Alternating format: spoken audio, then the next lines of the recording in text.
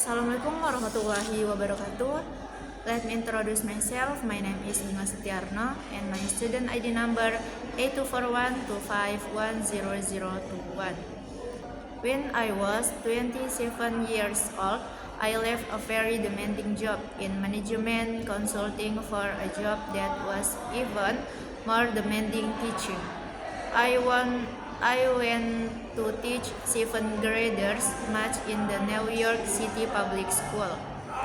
And like any teachers, I made quizzes and tests. I gave out homework assignment. When the work come back, I calculated grades. What struck me was that IQ was not the only difference between my best and my worst student. Some of my strongest performers did not have stratospheric IQ scores. Some of my smartest kids weren't doing so well, and that got me thinking. The kids of thing you need to learn in 7th grade math, sure. They had ratios, decimal, and area of a parallelogram. But these concepts are not impossible, and I was firmly confident that every one of my students could learn the material if they worked hard and long enough. After several more years of teaching, I came to the conclusion that what we need in education is a much better understanding of students and learning from a motivational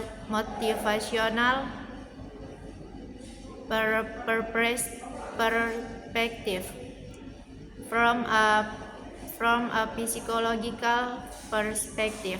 In education, the one thing we know how to measure best is IQ. But how to measure best is IQ? But what if doing well in school and in life depends on much more than your ability to learn quickly and easily? So I left the classroom and I went to graduate school to become a physiological. I started studying kids and adults in all kids of super challenging setting, and in every study my question was, who is successful here and why? My research team and I went to West Point Military Academy.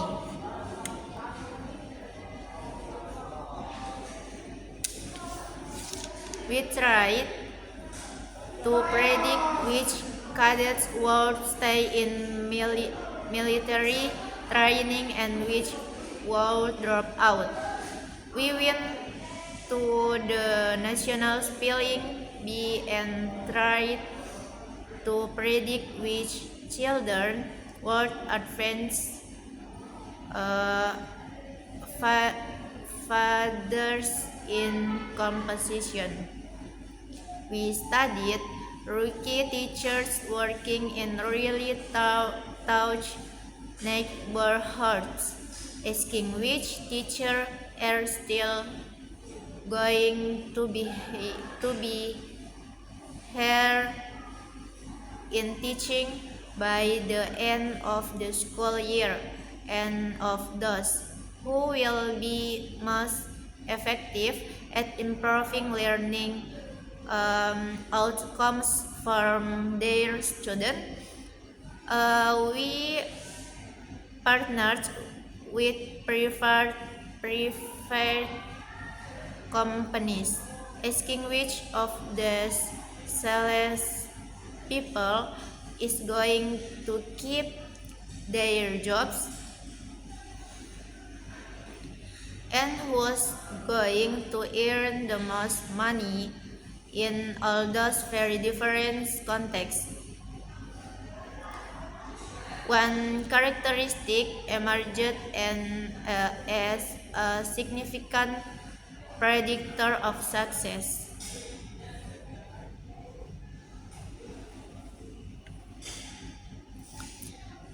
and I was social intelligence.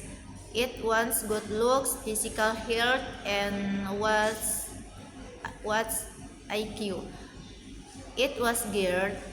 It it was great. Great is passion and preference for very long term goals. Great is having stamina. Great is thinking with your future, day in, day out, not just for the week, not just for the month, but for years, and working really hard to make that future a reality. Great is living life like is like it a marathon, not a sprint. A few years ago, I started studying Greek in the Chicago Public School. Is it? I asked. I asked docents. Docents. I asked. I asked docents of high school junior to take Greek questionnaires, and then waited around more than a year to see who would graduate.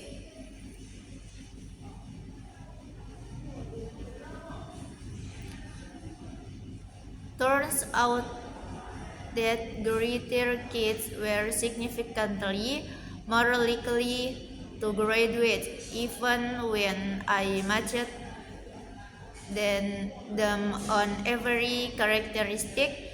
I could measure things like family income, standardized achievement test score, even how safe kids felt when they were at school. So it's not just at West Point or the national spelling bee that grade matters. It also in school, especially for kids at risk for dropping out. To me, the most shocking thing about grades is how little we know, how little science knows about breeding it. Every day, parents and teachers ask me, how do I build grade its kids? What do I do to teach kids a solid work ethic? How do I keep them motivated for the long run? The, the honest answer is, I don't know. What I do know is that talent doesn't make you greedy.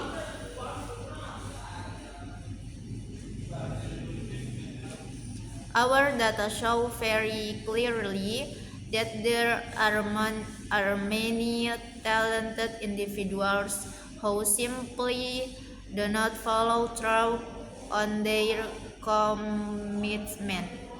In fact, in our data, grade is usually unrelated or even inversely related to measure of Thailand. So far, the best idea if heard about building greed in kids in something called growth mindset. In this, an idea developed in Stanford University by Carol Dweck, and it is the belief that the ability to learn is not fixed, that I can change with your effort. Dr. Dweck has shown that when kids read and learn about the brain and how it changes and growth responds to challenge, they are much more likely to performance when they fail, because they don't believe that failure is a permanent condition.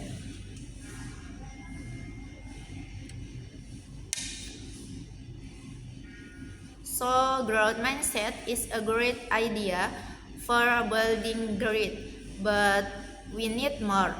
And that where I'm going to end my remarks, because that where we are. That's the work that's done before us. We need to take our best ideas, our strongest institutions, and we need to test them test them. We need to measure whether we've been successful, and we have to be willing to fail, to be wrong, to start over again with lesson learned. In other words, we need to be gritty about getting our kids greater. Thank you.